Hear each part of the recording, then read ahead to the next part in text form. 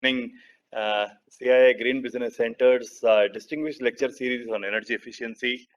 The idea of these lecture series were to bring in leading experts and thought leaders to share their views and perspectives on energy efficiency, to see how the energy efficiency in the country is today and what are their thoughts and perspectives in advancing it, trying to advance the energy efficiency discussions to a higher level. These lecture series started since the month of May 2020, and as many of you might be aware, these lecture series are happening on the first Monday of every month at 4 p.m. The idea was to get the speaker share their views and perspectives, and also take your questions and suggestions, or take your views in response to their suggestions. It's an interactive session which follows their initial address for the first 25 to 30 minutes. These sessions have been planned online for a wider reach. So we had an illustrious set of speakers join us in the past several lecture series. We had participants from the International Energy Agency, from some of the leading technology suppliers, from some of the leading consultants, some of the policy makers, organizations which have been making significant inroads on energy efficiency, both from manufacturers, academics, and from various other stakeholders. And in this series, we are very glad to have in the 23rd lecture series, Mr. Milind Chittawar. Mr. Milind Chittawar is the Chief Executive Officer of CTech Solutions. Mr. Milind is a very popular personality in the energy efficiency space. Many of you might have interacted with him during many other engagements and forums. Mr. Milind brings in both the shop floor perspective through his deep engagement with the industry at the shop floor, looking at energy efficiency interventions, as well as a much bigger picture perspective in terms of advancing the energy efficiency in the country through the ESCO route, looking at financing opportunities, looking at various policy interventions that are required in terms of advancing energy efficiency in the country. Somebody who has been very active in the ESCO space for several decades and has been recognized with several honors, including the Special Recognition Award for Outstanding Efforts in Entrepreneurship and MSMEs, Energy Professional Award for the South Asia region, brings in significant expertise in the areas of energy, renewable energy, and energy efficiency. Just for an introduction, Mr. Chittawar is an alumni of Vishwesvaraya National Institute of Technology and is currently pursuing a fellow program in management from IIM Indore. Mr. Chittawar, over to you, sir, for your address, for your thoughts, and a request to all the participants, any questions that you might have, feel free to post them in the chat window. We will certainly take that up in the interactive session post Mr. Chittawar's address to all of us. Over to you, Mr. Milind Chittawar. Thank you so much. Thanks a lot, dear Kiran, for such a detailed introduction. And hello, everyone. What I have planned is that I'll play a small video that tells us what has been done, right? But then whatsoever has been done is so little that all the other time I'm going to interact with you and share with you my thought process on what will really help in the country as far as energy efficiency deployment is concerned. So I'll play my video.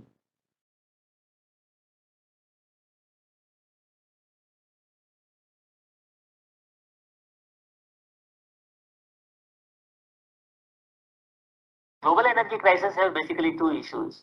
One is heavy consumption of fossil fuel, and second is the global warming. The second is happening because of the first. And we need to address this very, very sophisticatedly, very, very precisely, so that we can work out a sustainable way of living. Costs in all businesses are escalating, as you may know, and particularly the cost of energy. And each business has always, endeavored to see how margins can be enhanced. And one way of doing that, particularly, is by reducing your costs. In our business of hotels, there are multiple costs, but energy is one very, very basic and very, very high cost. In our energy audit in Taj Delhi, we found out that the laundry, the boiler, and the chiller consume the highest amount of energy. So in air conditioning system, we carried out multiple projects to reduce its energy consumption by improving its performance. Then coming to hot water generation system, we did the fuel substitution project by changing the source of hot water generation. And in laundry, laundry is a quite unique project wherein we have centralized the application of laundry and usage of laundry depending upon the type of machine and in what time zone it is using. So far, we have been able to reduce their energy bills by 28%. CTEC's uniqueness is the way we care for our customers.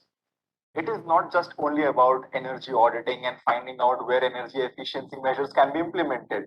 It is not enough because everyone now needs assurance that their financials will be made strong after bonding with CTEC. And that is how we have been becoming their most loyal and trusted partners for energy efficiency. Even after the installation phase is over, our dedicated engineering team stays on the site and monitors the operations and maintenance of the site till the contract period is over. Oh yes, we're very, very happy. We are reaping the benefits as promised, as assured by them. We're very happy with the way they came and sat with us in the initial days of this due diligence to understand the scope of work, to understand what all was needed to be done. And also, most importantly, how the savings are going to be measured going ahead so that it could be dealt with in a more transparent manner. In the field of energy conservation and environment protection, there has always been ample number of technologies. However, if you see their availability versus their implementation, the gap is very large. That's where CTEC found its application that it can deliver there what is needed and achieve the end results. Now our goal is to make all the commercial building energy efficient in the country. Energy crisis is a major global problem, and that is exactly what we are trying to address with proven and tested methods, with good ideas and better results.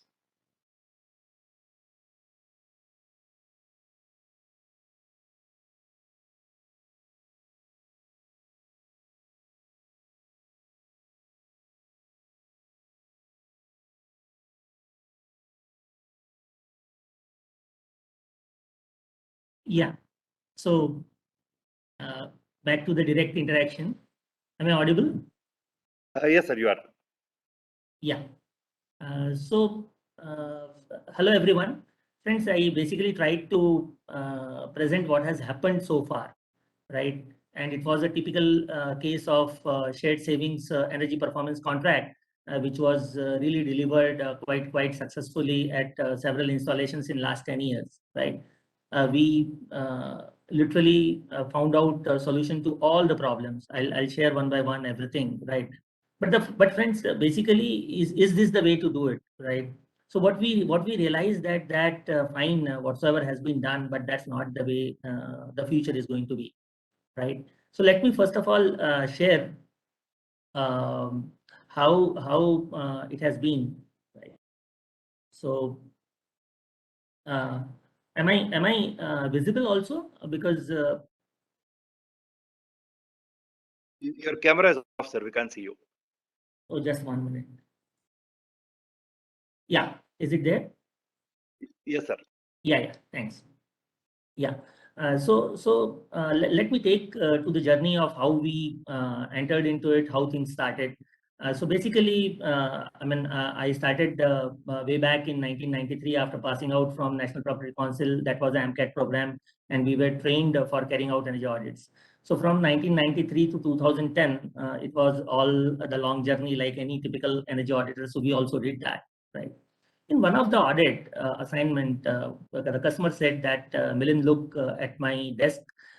Here are 3 audit reports already there, right? Yours will be the 4th one, right? So I said, this is not what we want, right? And he also said, this is not what they want, right?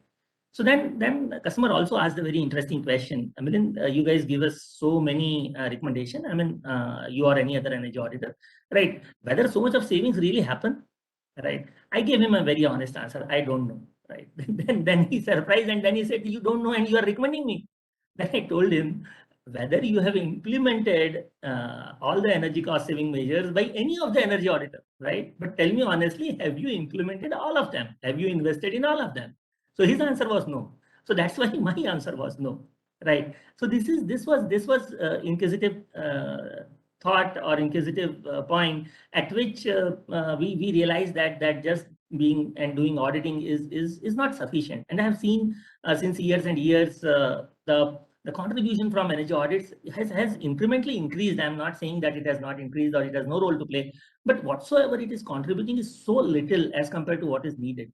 And today we are talking about net zero energy, net zero carbon. So the kind of interventions that is needed is way too long than what is happening. So we decided that fine, we will invest and we will implement. Thanks to various initiatives in the country, including CII on various kind of training programs. So I remember ICICI has a very good initiative to train the ESCOs, right? We were taken to US, to Japan in the different programs through Bureau of Energy Efficiency initiatives. And we were taught like this is how energy performance contracting, you can do it. I remember a China visit, right, which was there through USAID assistance, right? So as far as learning is concerned, whatsoever ecosystem that was available in country, we were provided that. But very soon we realized that the large contracts, the way they are drafted in US, that is not going to work in India. It has to be simple. It has to be straight. And then we also realized that if the baseline has to be the past energy consumption, and if you have to take on the past energy bill, then the consistency is something which really matters, which was not there in the manufacturing sector. And but if we see the energy consumption scenario in a typical commercial building, which is operating 365 days, 24 hours, like for example, hospitals or hotels, we will find that the energy consumption was quite consistent. And also the commercial building rates were much higher than the manufacturing sector, right? In Maharashtra, it is almost like 20-30% higher. So the payback period because of the tariff and also because of the operating hours was much better. So we thought that fine, we might have worked a lot in the manufacturing sector, but then it is better to work in commercial building as far as energy performance contracts are concerned. So we started doing that. We did that for a public sector. We did that for large private sector hotel group. And one by one, we did it for almost like 18 to 20 buildings, right, in last 10 years. And we also decided that we need to deliver a certain number, like for example, in the overall energy bill, because it doesn't matter to the finance department whether you are saving in boiler or whether you are saving in chiller. To the technical team, it may matter, but to the finance guys, it doesn't matter. They are going to see the overall monthly energy bill amount, right? Whether that is getting reduced or not, right? So we said that we decided that at least let us work out for 20%, right? Now, where from this 20% comes up, I have no clue, but we all were convinced, and we talked with the customer also. Let's attempt 20%, right? And let's attempt a payback period of somewhere around 1.5 year to 2.5 year, right? In this range, let us work it out and let us form a energy performance contract in the period of 3 to 5 years, so that the interest cost can be accommodated and so that a reasonable share of reduction in energy cost can come to the end user also with positive cash flow. So that's how things were planned and things were implemented, right? Now, with this much of work we implemented, right? And I have been really lucky to get really great mentors, right? I remember Mr. Mathur, Dr. Mathur, when he visited us in 2008, and I told him that this is my desire to do energy performance contracting. He said, Milind, you guys are great auditors, right? But that is only 33% of the skills that you have, right? The remaining, then I asked, what are the remaining 66%? So then he said, project management skills would be needed, and including finance, right? Project management, including finance, right? He said that don't go for finance skills separately, but for project management, what is the financing skills? And the third one needed is the legal skill. I was very surprised at that point of time in 2008, right? But today, I mean, Dr. Mathur really visionary, right? His all the advices came through absolutely, right? Because what happens is you invest in the premises, you invest for a customer, right? And then you can't say that the disputes won't happen. So you need to be ready for that, right? I would like to share one very important parameter. that is ease of doing business. We all see that almost from 140s kind of rank to we have improved to 70s kind of rank, right? But there is one parameter which is needed for doing energy performance contracting, and I urge CII and all the listeners, those who are listening to it, that unless and until enforcement of contract is one of the very important parameter for energy performance contracting to happen. And enforcement of contract is something wherein the legal system takes care of ensuring that the right party gets its right due, right? We ESCO as an industry is not expecting any favor, right? So on that rank, we are still somewhere around 160s in a total number of countries of 190s, right? So if something goes wrong, if you go with the judicial system, and it is quite likely that when you are doing projects on volume, then some of the other thing will go on this, right? So that kind of a system is not there. Anyway, coming back to, I'll first of all share on the selection of energy conservation project, because what happens as an energy auditor, what you do is that you evaluate every system and then you compare with the sort of a benchmark kind of energy efficiency levels in everything, and then you come up with different energy conservation measures, and you also come up with a different kind of investment that is needed, right?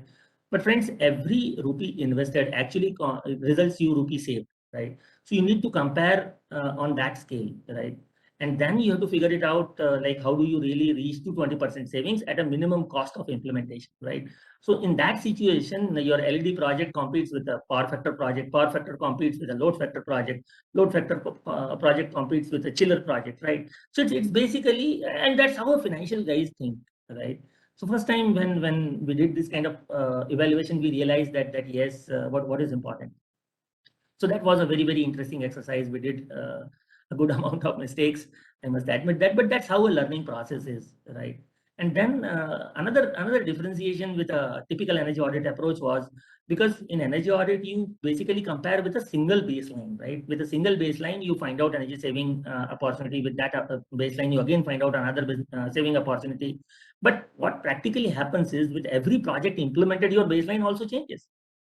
Right, so that was also an interesting experience, right? And then some of the cumulative impact of different energy conservation measures, if they are implemented simultaneously, then what is the overall impact, right? So in some of the cases, we found that the overall impact is improving. In some of the cases, we found that the overall impact is reducing. So I have a component of researcher in my mind, and our company is fundamentally interested in lots of research as well, right? I recently completed my FPM from Ahmedabad, which is a doctoral qualification level to 25 companies, right? Hardly 3 companies have said that help us in financing, right? Remaining all say that you have to deliver savings. That's what we will hold you responsible for. We have money, right? Or we will get money. We have our access to the lending institutions, which is quite a right statement, right? Another thing which I very humbly feel is that, see, end of the day, energy conservation is a business like any other business, right?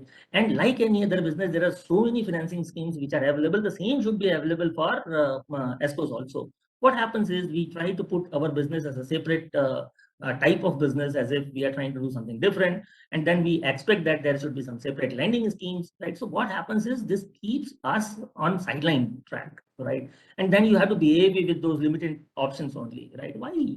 If at all energy conservation makes a business sense, it has to be direct with the customer. It has to be direct lending, right? And the future is possible when the lending is there for the end user, right? And of course, the lending would be needed, but it would be needed to the end user, wherein the savings will be, let's say, 30% or 25% higher than the savings. So customers can also get net positive cash flow, right? Now, what is needed is we have to get away from this mindset of part of the project funding, right? For example, all of us keep receiving several calls that you are entitled for a 5 lakh loan, or your company is entitled for 1 crore loan. Like this, we keep hitting it, right? Then I ask them that what is the collateral requirement? They say nothing. I mean, I'm not contacting anybody. I don't need that kind of a loan. Even then, I receive that kind of thing, right? But when we look for energy conservation projects implementation as a financing option, right, for ESCOs, all those conventional ways of banking comes up. Why? Why? I mean, the credibility of any ESCO or credibility of any company is far, far better than all these callers and to all those whom these calls have been made, right? Find the number which can be financed to a particular balance sheet size can be limited, right? So that is the kind of openness that is needed, right? Now what happens is uh, uh, the banking option, the financing option, right? If it is partial, right? Certainly that is not budgeted, right? Because industry is not aware of that kind of a saving potential exists in them, right? It's not that they don't have ability to invest, right? So what happens is things go on the backseat or things slow down, right? So what is needed is 100% project finance without collateral, and bankers do have. I mean, every company has got great bankers with them, or every great bank has got great companies with them, right? Whom they will be willing to finance, right? There are many positive cash rich companies who are not willing to take the finance, right? But whereas bankers will give them finance even at a rate of 5, 6, 7, or 8%, right? So the way that is needed is the bankers need to come up with and sustainability is going to be such a big thing, right? Which includes energy efficiency, right? And without energy efficiency, sustainability drive cannot be achieved, right? So sustainability will require so much of change to happen on the shop floor, right? And for that, financing is needed, right? So those banks who will lead this kind of financing option and take it to your customers, right, with whom you are comfortable in lending, right? And take and open up that kind of a thing to ESCOs, like what is happening in Middle East, right? That there is a central agency, right, which is building the opportunity, right, who is also financing and then expecting a guaranteed savings from ESCOs, and that's how things can be scaled up. So this kind of a thought process is very clear in our mind, right? And I'm a firm believer whether the ecosystem supports or not, right? We have pursued earlier also, we have pursued, nothing was available from the ecosystem as far as the financing options are concerned, and we will pursue it this way, right? And if it makes a business sense, right, it will be successful, right? And if it does not make a business sense, then we will understand where are we going wrong, and we will correct them. We will correct them. So this is what I have to say in general, right? And just to put something on monitoring and verification side of it, and how do you really manage Corona kind of a situation, friends? There is absolutely no way that in your contract, right? Even if you write it down, this is there, that is there. But if a facility is closed down, your customer will automatically ask you that when the facility was closed, where is the energy saving? Where is the energy consumption, right? And then where is the energy saving? So the point is the outcome in form of really saved energy is what is the worry for the investor. Investor, I'm saying the end user, right? And if you as an ESCO or as a energy saving agency, right, whatever you may call it as, right, if you can deliver that, I think the job is done, right? So that's what I thought that I will share from my side, and let's put more time for the question answers, right? So that we can try to address those things.